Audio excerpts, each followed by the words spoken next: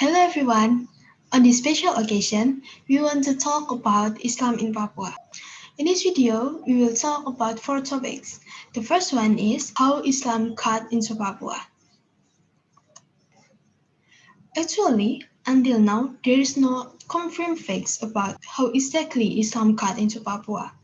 So there are so many theories. The first one is Aceh theories. Aceh theory has two versions. The first one said that the kingdom of Samudra Pasai sent Sheikh Iskandar Shah to preach in Papua in 1224.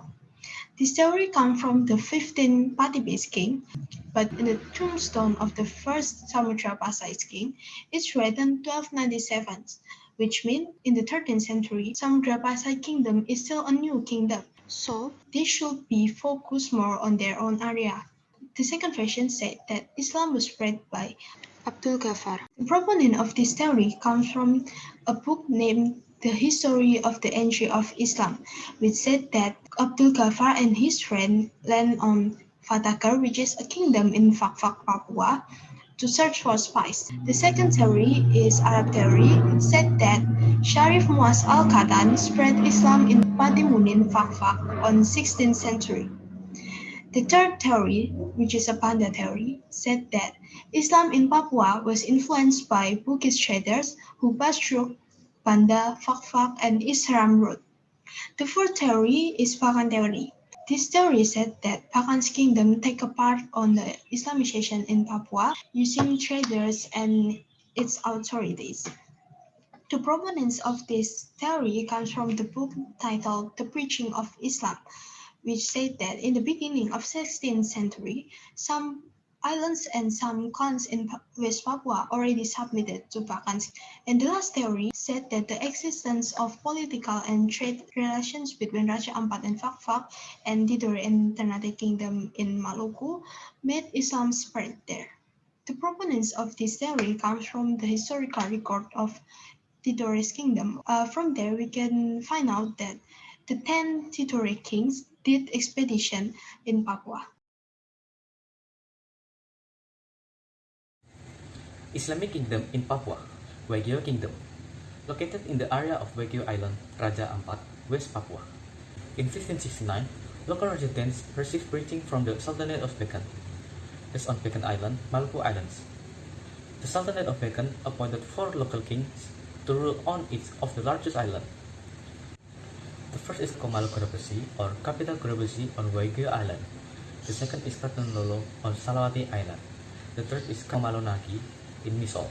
The fourth is Komalo Hoki Sailia on Seram Island. The most frequently mentioned ruler of the Waigeo Kingdom in history is the Ganzung.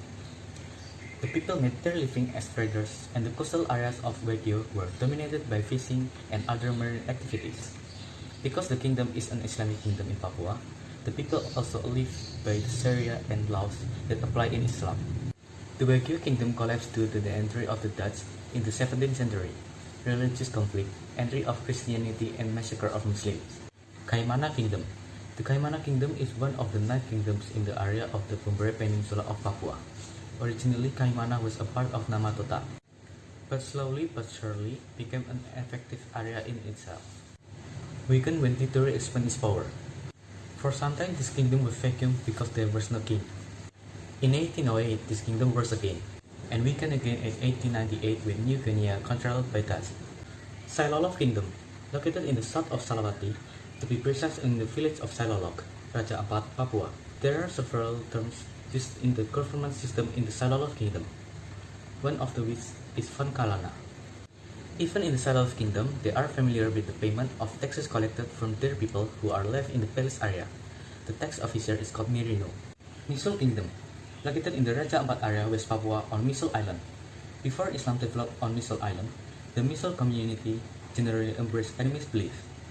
The character of Islamic culture in Misool, adaptive, culture adapting to the surrounding environment, a concentrated environment, distant mobility, and openness. Salawati Kingdom, located in Raja Ampat Regency, West Papua, which has a center of government in Sumit. The location is directly adjacent to the Misool Kingdom. The first king was named Fun Malaban.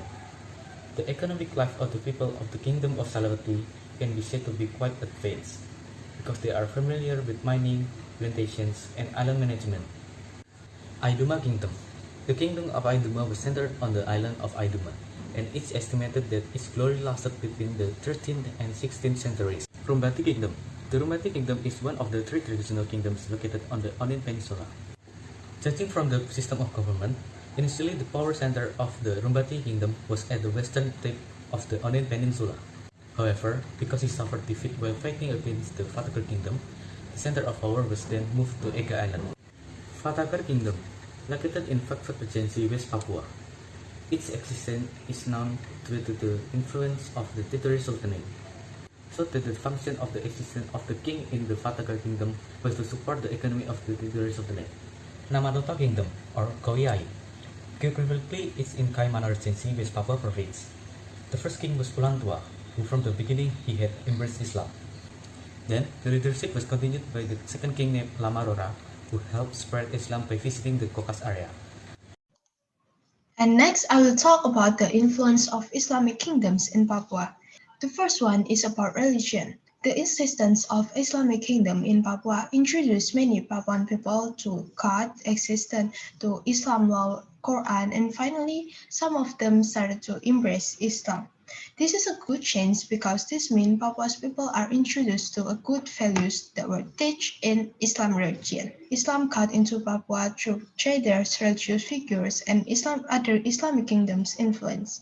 But what makes Papua's people accept it is because it was spread peacefully, and the current condition, Islam teaching still can be seen. It is proved by the fact that there were still Muslim people in Papua, and also some heritage mosques are still being maintained and used until this day.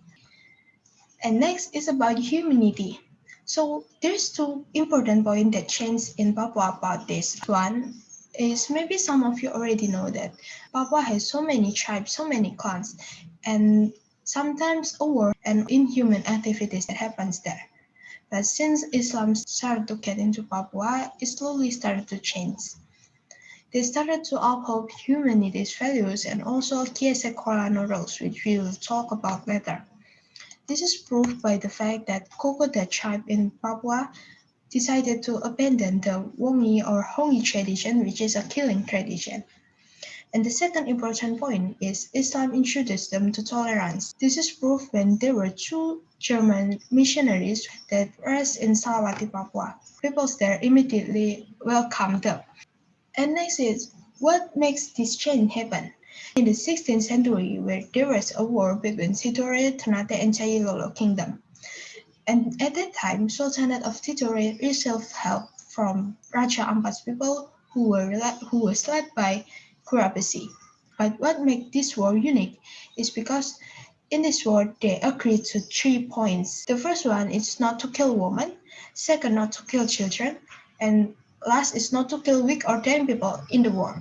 Because of this war, Papua's people who joined the war were introduced to these 3 humanity points, and later because this war won by Tidore Sultanate. Tidore Sultanate expressed his gratitude by letting Kurabasi marry his daughter. This means that Tidore Sultanate influence get even bigger in Papua. So when Tidore's king made Kiese Kolano rule, which has 2 important points, is the first one a reminder that Kurabasi abandoned his savagery, his eager to win, and uphold to the 3 humanity point.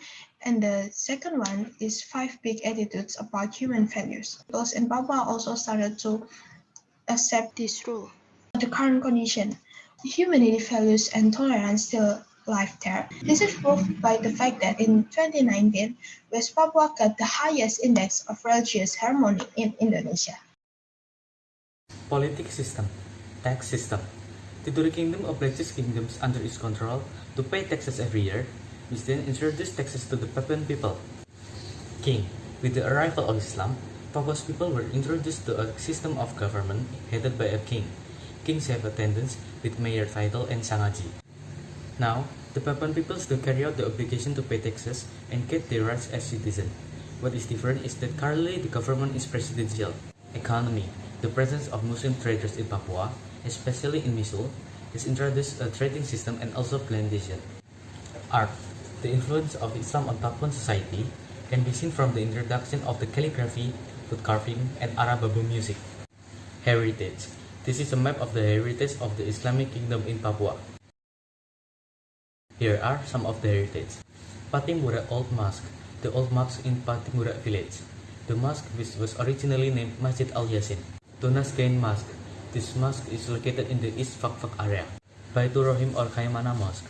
The mosque, which stands firmly not far from the big part of Kaimana, has 8 pillars with golden tips. This mosque is a legacy of the Sailolof Kingdom. Ancient Arabic manuscripts. In Fakfak, West Papua, there are 8 ancient manuscripts with Arabic letters. Culture or habit. Weddings, births, circumcisions, construction of new houses, and entering new houses party are preceded by reading book with Zanzi in it. Food.